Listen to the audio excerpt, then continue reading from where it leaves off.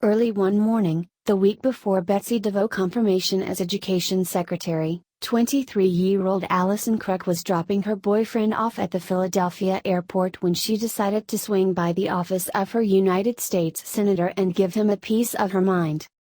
Kruk was a Hillary Clinton supporter, and the nomination of DeVos just felt like a low blow, she says. I had been calling and emailing and writing letters about how I thought she was incredibly incompetent, regardless of your position on school choice. Kruk spent 2.5 hours in the office of Senator Pat Toomey, RPA, before she was finally escorted out by security, but not without an official audience scheduled on the Monday before the vote. Over the weekend, she collected 11,000 signatures on a petition from educators all over the state, plus letters from parents and teachers, all of which she hand-delivered. When Toomey nevertheless cast his vote for DeVos, Kruk's reaction was immediate. She decided to run for school board. By all accounts, the election has sparked a surge of political interest among young Democrats and progressives. Similar upwellings have happened after other presidential campaigns, such as the Tea Party movement's surge after Barack Obama's election in 2008. Since Betsy DeVos confirmation, we've had a flood of people come and say specifically, "I want to run for school board to protect the schools in my hometown," says Amanda Littman, co-founder of Run for Something, a newly launched progressive political action committee dedicated to drafting millennials for down-ballot races from state legislatures on down. Run for Something offers advice, introductions and, for some candidates, help with fundraising.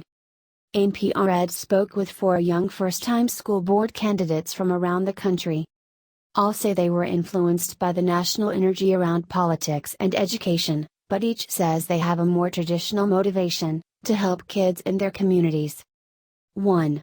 The Princeton grad. Newtown, Pennsylvania. Allison Kruk is a financial journalist who moved to Newtown, in the suburbs of Philadelphia, after college. She and her boyfriend have no children, but she interned in schools and tutored in New Jersey prisons throughout college. But it wasn't until she spent that weekend collecting letters from people concerned about problems that touch public schools, from gun violence to worries about immigration, that she thought of herself as someone who could make a difference through politics. I don't just want to sign an online petition or write a post on Twitter or Facebook, says Kruk. I want to be on the ground, involved on the local level. She notes that Democrats didn't even put up a nominee in Newtown's 2015 school board elections. That's something that Democrats and progressives more generally are realizing is essential to build a political movement. 2. The son of survivors. Glendale, California.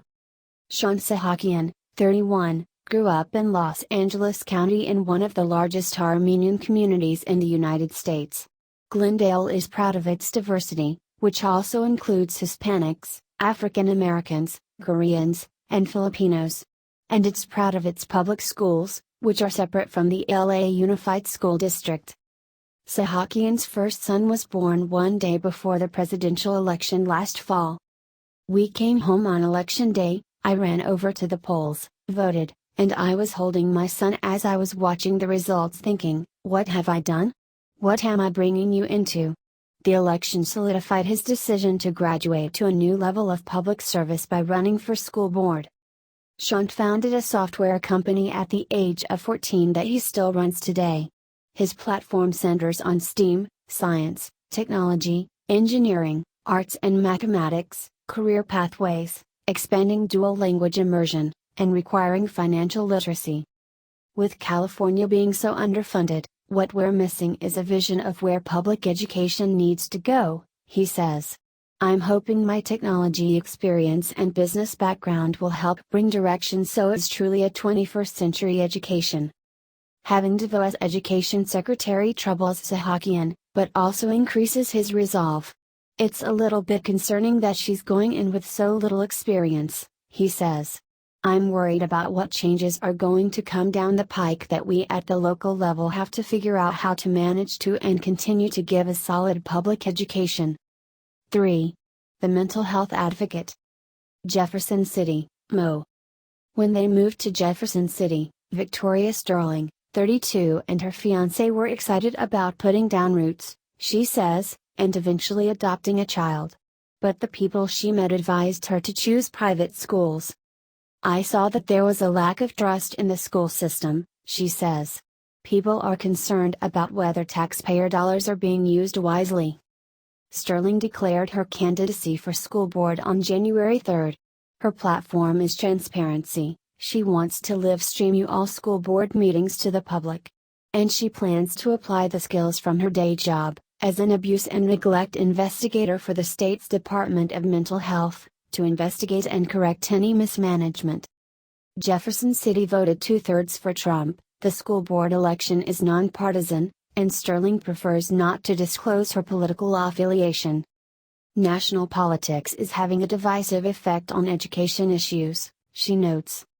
She adds that, in talking with local voters, even those who advocate choice or send their own children to the mini parochial schools, she is able to make the case that strong public schools are important.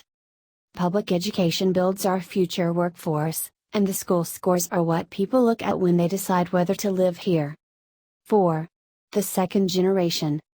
Norristown, Pennsylvania. Shay Ash just turned 27. He was born and raised in this borough northwest of Philadelphia, and his mother served on the school board for a dozen years.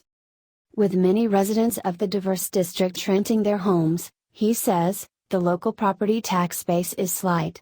Plus, hundreds of local students attend charter schools up to 10 miles outside the district, which further cuts into the funding for those who remain.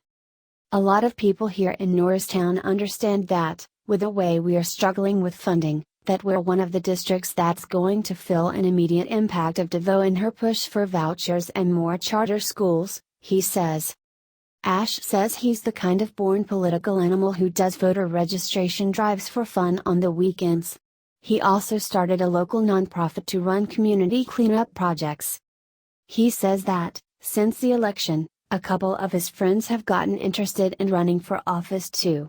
They are supportive and inspired. I tell people, you need to have more involvement in your local government, no matter your age. Whatever Trump may do is one thing, but what happens on the local level is affecting your daily life.